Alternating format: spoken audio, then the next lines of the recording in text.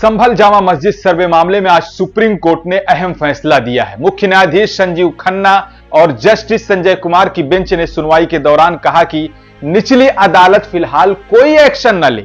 इस मामले में हाईकोर्ट के आदेश के बिना कुछ भी नहीं किया जाएगा। सुप्रीम कोर्ट ने प्रशासन को भी कानून व्यवस्था को दुरुस्त करने की हिदायत दी है। कोर्ट ने कहा कि जिस जल्दबाजी में मामले पर ट्रायल कोर्ट ने सुनवाई की और सर्वे के आदेश दिए, उससे स्थानीय लोगों के मन में शक पैदा हुआ, जिसकी वजह से लोग घरों से बाहर निकले।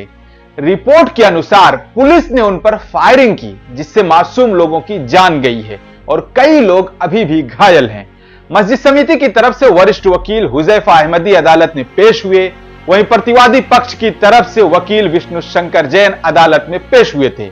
लेकिन यहां सबसे बड़ा सवाल यह है कि संभल में आधिकारिक तौर पर जिन 5 लोगों की मौत हुई है, आखिर उसके जिम्मेदार कौन हैं?